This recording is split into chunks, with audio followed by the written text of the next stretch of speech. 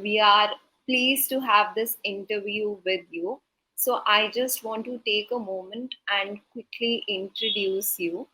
Welcome, Sudeepto Mukherjee, leading a telecommunication organization as a client engagement manager with a vast experience in learning and development.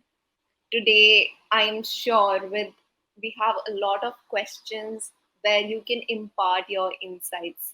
And without any further ado, I'll start with our first question.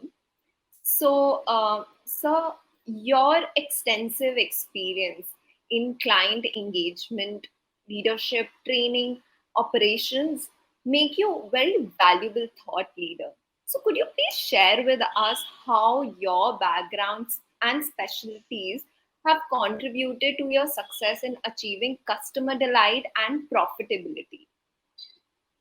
Hi, Pratikya. First of all, thanks a ton for giving me the opportunity to both you and AntWalk. I think this is really very helpful, and I was going through the questions. And sure, so without wasting any further time, I will. Okay, so see, I'm a very people person, and my initial years, 3 years, was spent in sales, where we used to do consultative sales. So there, we use the spin ideology, right? And we used to find the pain points of our customers. And after we found the pain points of our customers, we used to look at solutions which would help the customer to come out of the pain area. Now, the same when I transitioned into learning and development, this thing carried, the thought process carried. And I have experience in different facets of learning and development. So to say, I have experience and exposure in performance coaching, in sales training, in customer care training, in behavioral training, in management development programs, in leadership and technical learning and development. So this gives me the combination of sales and the learning and development, the vast, different facets where I have been able to learn and grow, has made me to develop our training in the learning and development interventions which are outcome based, which focus on learner experience as well as demonstrating training effectiveness. So this has really helped me, and leaders appreciate this approach because it brings a needle movement in the business metric, achieving the outcomes. So it doesn't become purely a learning experience. It also helps the business to maximize and get the outcomes that they are requiring. Great, sir. Great, sir. I think that was some lovely insight and some very strategic moves that you apply in terms of your field, right? And so, my second question is, with the rapid advancement in today's technology and the rising demand for digital skills, how do you see the role of leadership evolving in the digital era? Pratika, that is a very interesting question. And I'm sure we are all aware that we are living in a VUCA world. Now, when I say VUCA, we are talking about volatility, we are talking about uncertainty, we are talking about complexity, we are talking about ambiguity. Now, in such a situation where nothing is very clear, there are things, the technology is changing at a very fast pace. We are not clear what is going to work, what is not going to work. I think to address volatility, leaders play a very crucial role here to steer the entire organization into addressing how these four variants can each one of them be addressed, right? So when we talk about volatility, how this can be addressed is if we devote more resources to preparedness. That is one area where we can come out of it. When we talk about uncertainty, we need to invest more in information. When we talk about complexity, we have to look at how do we restructure ourselves, how do we develop specialists so that we can come out of the complexity aspects of that. And finally, when we look at ambiguity, the best way to come out of ambiguous situation is to experiment continuously. So leaders, when we what they need to do is that they need to set a very powerful communicating message, and they need to communicate the shared purpose and vision. That's one. Second, they need to be very sound on the preparedness of the organization. So this can be done by doing wisdom talks. Leader pitches in, shares their experience on how to tackle, because they have much vast experience, and the experience of the organization has to be contained well, right? And it is highly perishable. So what works today may not work after 6 months. So if there's a different direction, again there is a conversations which might be taking place, which might help to come out of that. The next is there has to be focused discussions. There has to be groups created. COEs need to be armed well. Then there has to be a great deal of importance given on flexibility and accountability. So the entire organization has to be very agile, because things would be, turn at very fast pace. Decision making is very crucial out here. Collaboration and teamwork, and finally customer focus, because ultimately whatever that we do is for the customer, right? So these are some of the things I think that leaders should start focusing on, and this would help to kind of advance in the this vast change area. Great, sir. Great, sir. I think those were very great pointers that you laid out. And so, going forward with my next question, as an experienced professional in your field, what are strategies or programs have you implemented to bridge the gap between technical expertise and leadership skills here? See, I think that technical and leadership go hand in hand. We cannot isolate them, and we should not isolate them, because if we talk about any role, it is coming with a, say we are talking about a technical person, right, an employee who comes with vast experience in technicalities or technical knowledge. But at the same time, when this person is delivering, the person should be having articulate, should be articulate, and should have storytelling, the abilities, so that this is translated in a very nice manner, right? So again, so what I feel is, and I totally believe in that. See, we should come up with a medical college concept. So what is the medical college concept? If you go to any of the medical college, you'll see that the doctor is adorning both the role of a preacher as well as a practitioner. There are no separate L&D professionals working there. So finally, because see, the doctor understands the context as well as the doctor understands the content. So these are very clear within the doctor's mind. So I think that there should be more of role-based interventions. And I've seen organizations, I've worked in organizations where the technical and the leadership competencies were addressed through a common journey. So say there is a project leader who would need to be groomed to become a project manager, and say the journey path is of 3 months, the 3 years, right? So it is split between two parts, where for 1.5 year, this project leader is taken to a position through the interventions of technical and leadership expertise, where this person is able to successfully demonstrate the role of being a small project manager. And thereafter, There's an additional 1.5 year which is spent where we fine tune this person to take on larger responsibilities and bigger projects, right? And this gets demonstrated. So for technical people, self awareness at times becomes a challenge. At times they are not very clear whether, we have to transition them from a service mindset to a solution mindset. We need to move them from a fixed mindset to a growth mindset, right?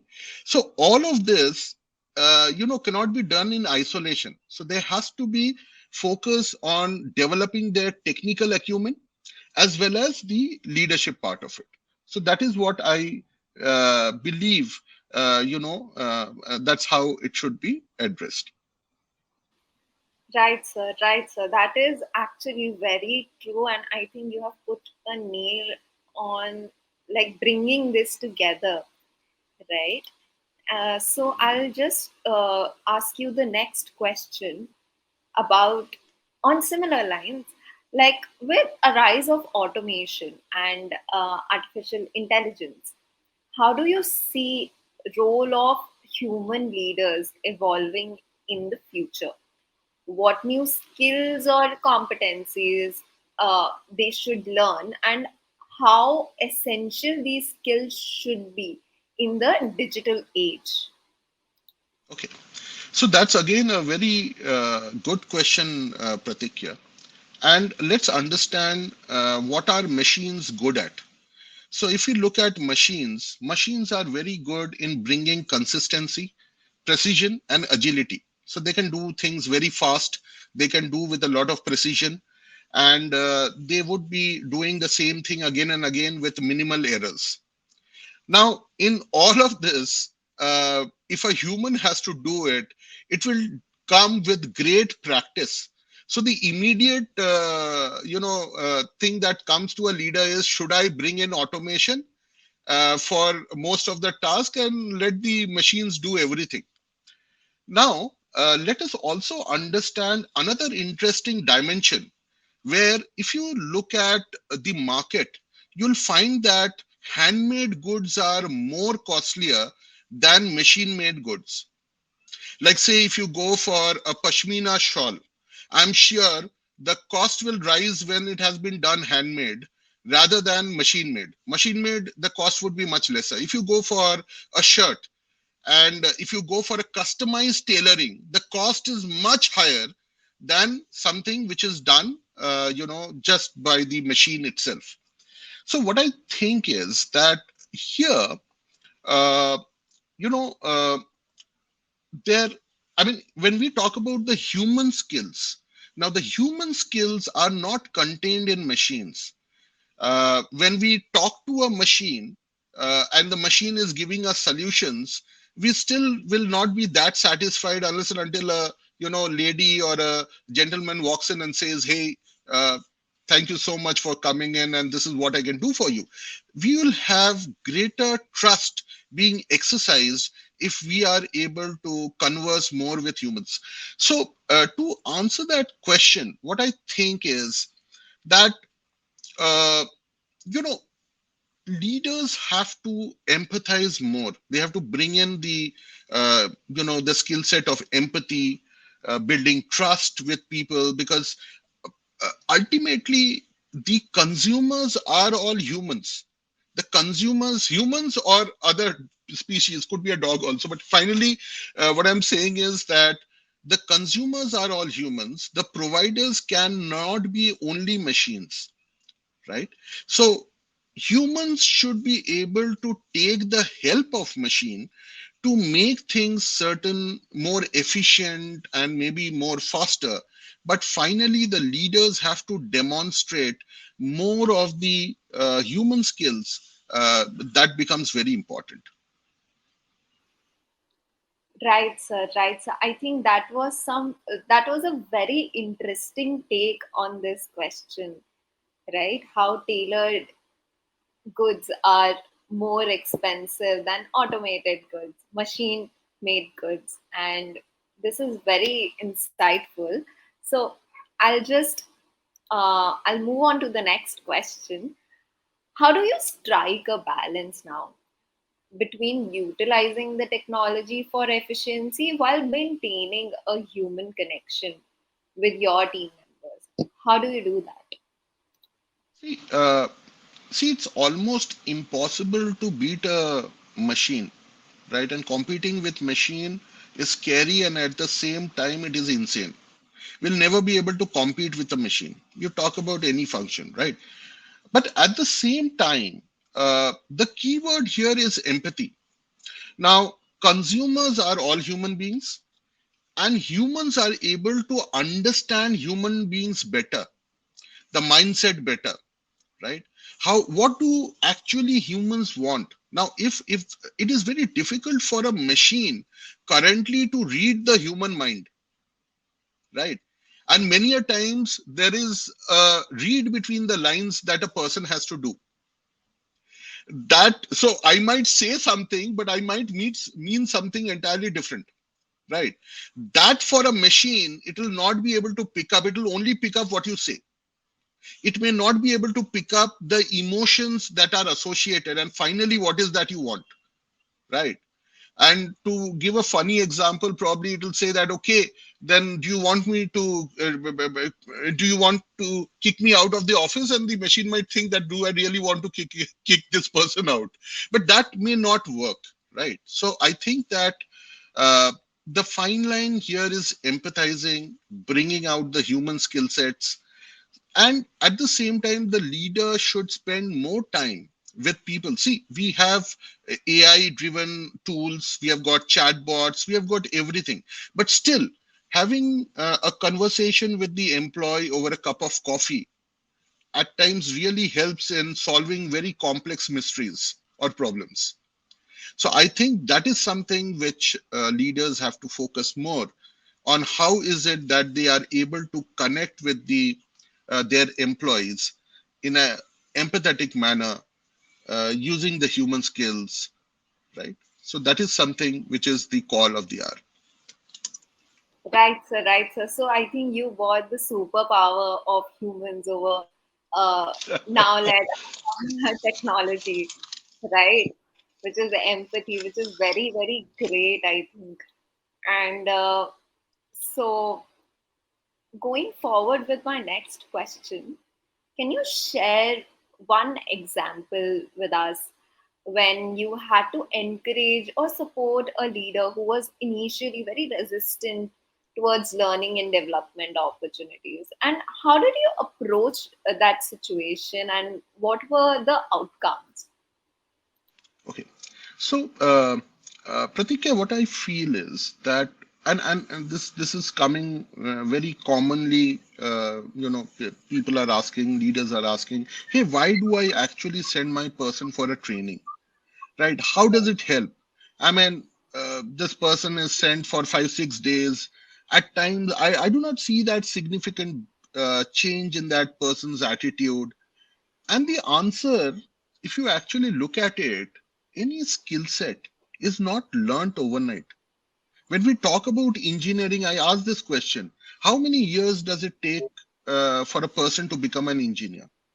And the common answer I get is 4 years. But it's not 4 years. Think about it. If I would have prepared myself to pass those competitive examinations. Now, for preparation, I spent some time. I need to have PCM, in my 10th, in 11th and 12th. Now, for that, I need to score high in my 10th. So, actually, the preparation to become the engineer starts probably when I'm in class 8th or ninth, or one is at class 8th or ninth, right? So, that is one aspect. The second part is that, so there was this leader who said that, hey, training is a waste of time. I do not want to get into training. I, lose my money, and it does not help me, right? So then uh, we gave a solution to the, leader. So we had to understand the pain points, and we said that, okay, we will develop something for you which will be customized. To that, the leader said that, can you elaborate on what do you actually mean by when you say customized? So we said that we will develop the solution for you it will be outcome based. So what is that the delta movement that you want? Now we first of all analyze whether that delta movement is possible. Is it something which is trainable or learnable? There could be other aspects also which are not trainable or learnable, right? There might be operational challenges, there might be some resource challenges, right? So first of all we analyze that, and then we said that we will follow a journey, right? And we will follow the 70-20-10 framework. And that is to say that 10% would be formal, 20% would be peer based, and 70% would be on the job, right? And we said that we'll follow a blended learning pathway. We'll develop a blended learning pathway. So, what we devised for the customer or our leader was a 1 year journey, approximately a 1 year journey, in which the first 2 months was the employee would go through certain self-paced learnings. So that would be e-learning. We had our online aggregator.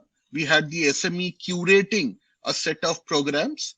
We had an orientation. So we took the employee through what is that is going to get covered. We also had an orientation for our leader where we took him through that what is that, why we are going to do this, and how would it help.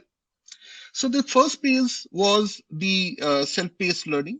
The second phase where we had a 3 day workshop, and here we got some external vendors. We aligned with them.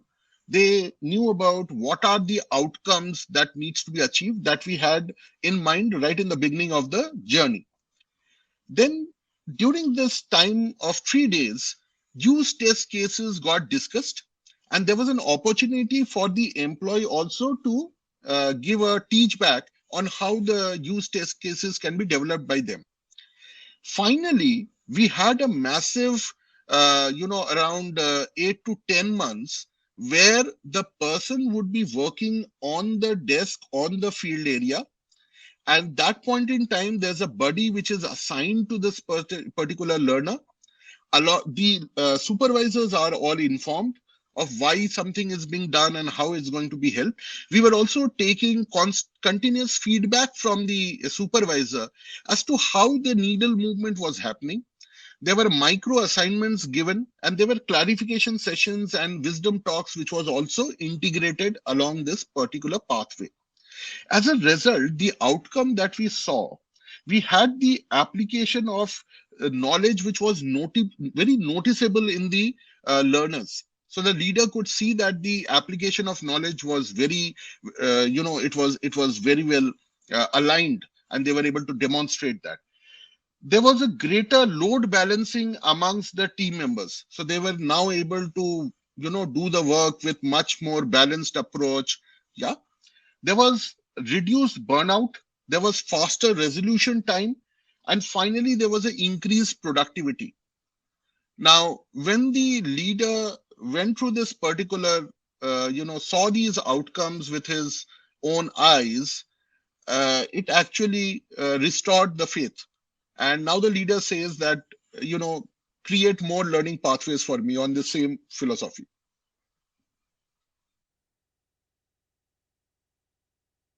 So that is very, very, very insightful, I think. And the entire journey, how you explained it to us, and how I think customizing a solution according to the pain points of the leader is the right strategy. I think that is the very, very essential step to go about any solution that we provide. And that is, I think, very insightful.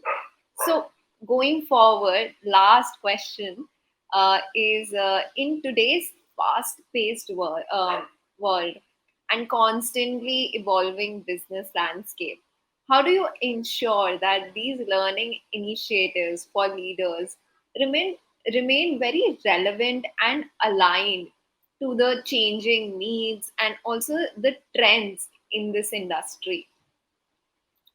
See, I think uh, what people or professionals in the learning and development community do, uh, we are currently doing more of learning, the job of a learning architect. We have to position ourselves as learning architects. So as an architect, before he or she would do some intervention, there is no one way of doing things. There are several ways of doing things. But at the same time, we need to understand that technology gets obsolete very fast. So by the time you create a content flow and curriculum design, and then you go through certain iterations, get it validated and send it to the employees, the version of that particular technology may have changed. So that means that gone are the days when you used to have huge time at your disposal, where you go and create the content taking some 6 8 months time, right? So what I feel is, we have some advantages. We have got technology to our advantage. We can do several things, like say talk about today's interview, right? Uh, I mean, you did not call me to a studio, right? The studio is online, right? There's so many tools here which helps us do this interview in a better fashion, right? Similarly, I think that patterns need to be identified. What are the pain areas? What are the patterns that it is following? There has to be focus groups, so it cannot be always a learning starts from a zero. So we have to, the organization has to learn as it progresses, right? And that learning cannot get lost, right? So it has to progress that way. Again, I'll get into the medical college concept, where I'll say that leaders and SMEs, the subject matter expert within the organization, they have to adorn two roles. One, whatever that they do, right? That is practice, whatever that they do. The second is they have to come and preach that this is how I do it. If you look at competitive examinations, IAS and various others, you'll see that a lot of those folks spent a great deal of time teaching. There was this article which I read, I mean, some years back. I don't remember whether it was a Stanford article or a Harvard article, but the article said that the best way to learn technology is by teaching, right? Not even by doing. So by teaching. So when we teach, we have to do a lot of preparations. And there might be the smart, employee who might put a question and derail the entire thing. So you have to be very well prepared.